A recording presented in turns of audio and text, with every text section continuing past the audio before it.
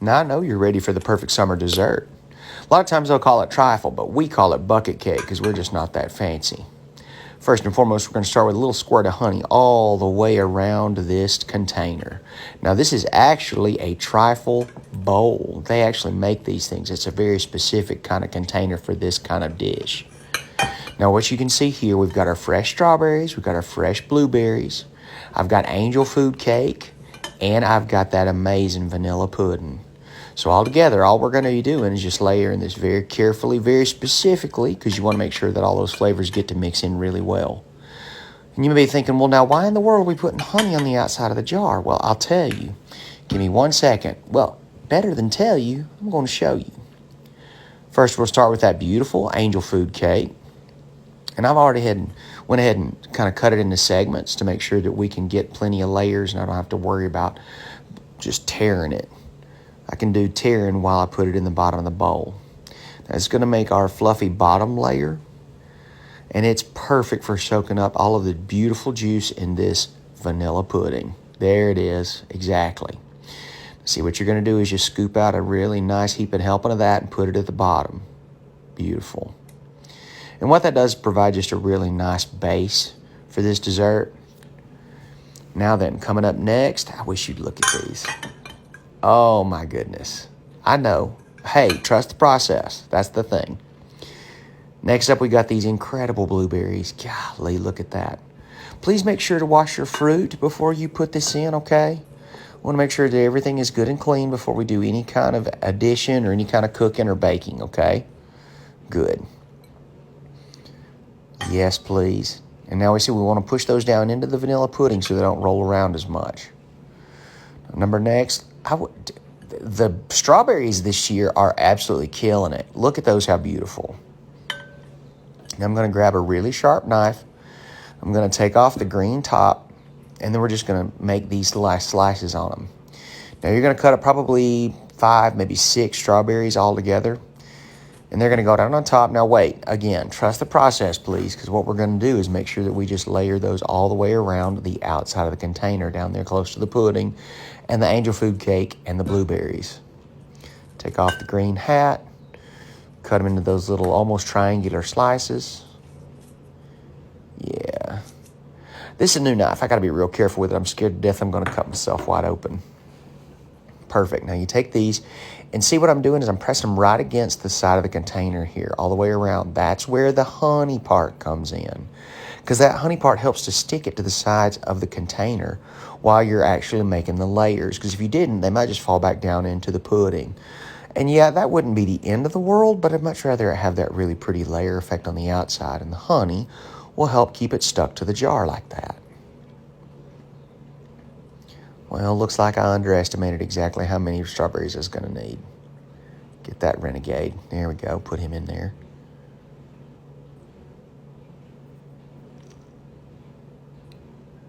There we go. And just like your fruit, please make sure that you wash your own hands before we start on this dessert.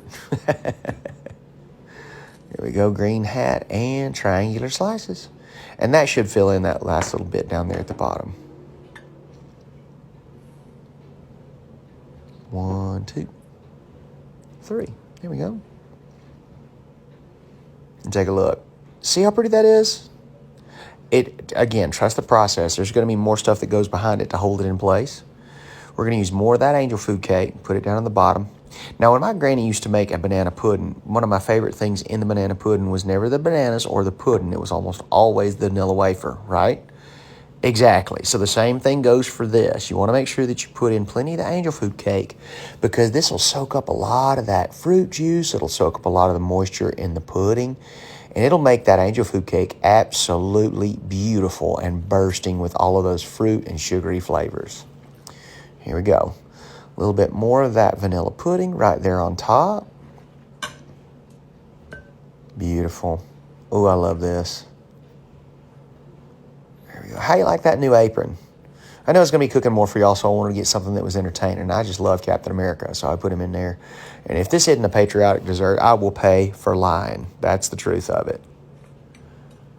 All right, beautiful. Now then, another layer of our blueberries.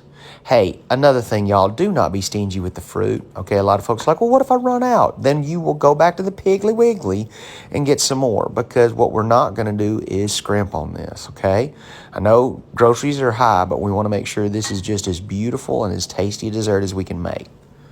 There we go. Ooh, I love it. Golly, yes. And then here we come in with another layer of these strawberries. Take that green hat, slice them into triangles, little tents all the way around the sides. I'll be honest with you, while I was washing all this fruit, I definitely sampled some of it. And those are some of the ripest, sweetest strawberries I have ever had the pleasure of putting in my face. Golly bum. There we go. And again, be real careful with your knife. I know I'm preaching to the choir here, but even the best among us can absolutely end up with a Band-Aid after a situation like this. So y'all please be careful. There we go. Nice. And if you're wondering where I got all these beautiful bowls, TJ Maxx and Home Goods. That's it. That's it. Because I tell you what, you don't have to break the bank to make sure everything looks real pretty. Same thing goes for that trifle bowl that I'm working with. I got every single one of those at Home Goods, and I love it. Because there is no reason to pay full price for that business. You know what I mean? Cooking's already expensive enough. Putting it in something beautiful to serve, it shouldn't break the bank. Here we go. Just all the way around. Yup. This is so much easier when I'm not doing it for the camera. But we do have a good time, don't we? I sure do. Golly, I love this. It's got me back in the kitchen. It's got me back to eating healthier. Even dessert. This is an incredibly healthy dessert. Like you can use sugar-free Jell-O pudding if you want to. And that angel food cake, that barely has any kind of sugar in it when you compare it to other kinds of cake. And then those fresh strawberries and blueberries, that is a win no matter how you slice it. Speaking of slices, let's put some more of this angel food cake in here. We're getting close to the top, so I'm going to be just a little bit more generous with how much angel food cake I put in here, because I want to make sure that we get a real nice layer in this one that's going to be our, I guess like our crown layer, if that's what we want to call it. Here we go. I'm going to use all the rest of the angel food cake. Good. And now you can bake your own angel food cake. You can get it at the store, whichever one you think works out better for you. I don't have a bundt pan just yet. The one that I had, I lost while I was moving. So it was just easier for me to just get that at the store, but I would much prefer to bake my own. This is a little bit of a time saver, but there's nothing like doing it yourself. Here comes the rest of that beautiful vanilla pudding. Just a very generous layer right here at the top.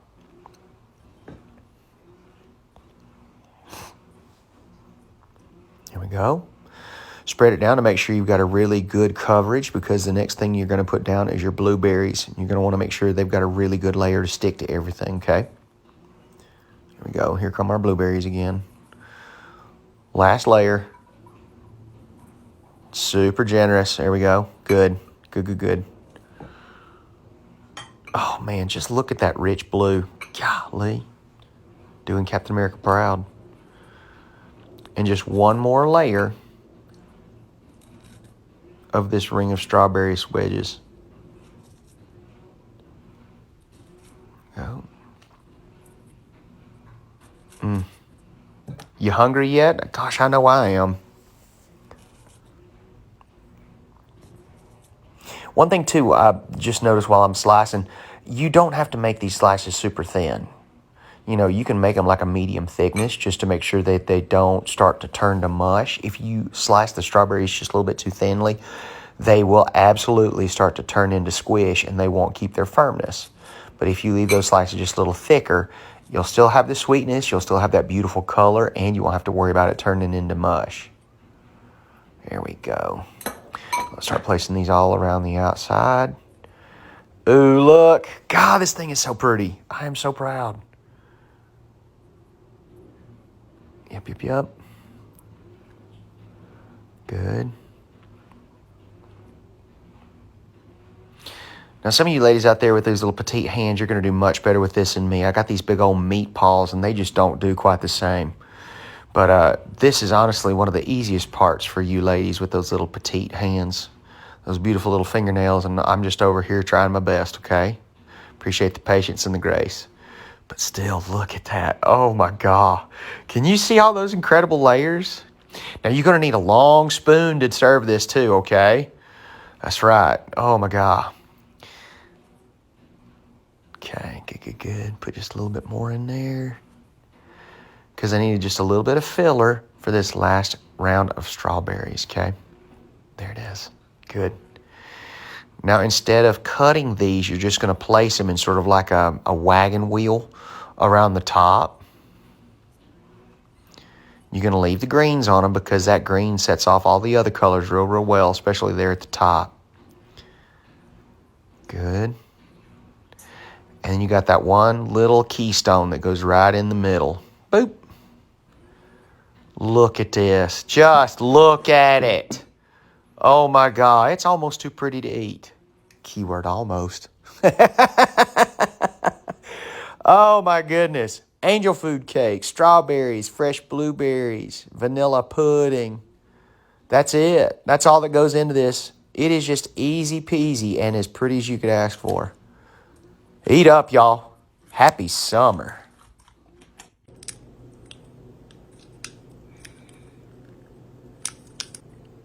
Peanut butter chicken is easy. We're just going to start with our fresh chicken.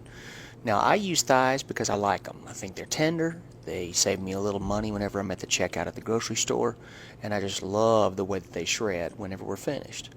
Next, we're coming in here with a little bit of light soy sauce. You can use the full sodium if you like. I'm trying to go just a little bit easier on the salt if I can help it. It's just a 1/4 cup, and you pour that right over the top of all of it. Make sure you get it covered just as good as you can. It ain't much, but it'll do. Next, we're going to come in here with some white vinegar as well as some honey. Now, I always get the honey in the Little Bear bottle. You're going to put about a 1/4 cup of each, blend those together, and then pour that all over the top as well as your soy sauce. Now then, chicken broth. I cheat a little bit with this. I always like to use the stuff in the box. Now, you may make your own, and if you do, that's great. I fully support it. But I'm going to pour a 1/2 cup of that box broth right here in the middle. Here comes the star of the show. That Jif Creamy is so good. Now for this, we're going to use 1/2 cup, but I didn't have any more clean measuring cups available, so I just eyeballed it, gave her a good squeeze, and then used that finger to chop it off and put it in there to the crock pot. Took care of the rest of it. Now then, we're going to need 3 cloves of garlic. We're going to mince those up real nice and fine. Pour those on top of everything. Now, you got to trust the process with this with me, friends. We've got some salty, we've got some nutty, and now we've got some garlic in there, but I promise you it all comes together to make it beautiful. Now let's add a little fire. A little crushed red pepper in there. Now, the recipe calls for a teaspoon of this, but I just shake that bottle until I hear the voices of my ancestors to stop. I like it spicy. Ain't no shame in that. Now then, what we got going up next, we've got a very interesting commingling of all these herbs and spices. We're going to cool that off just a little bit and combine it with some citrus. We're going to cut that lime in half and put all the juice of 1 full lime in there on top of all this beautiful mixture.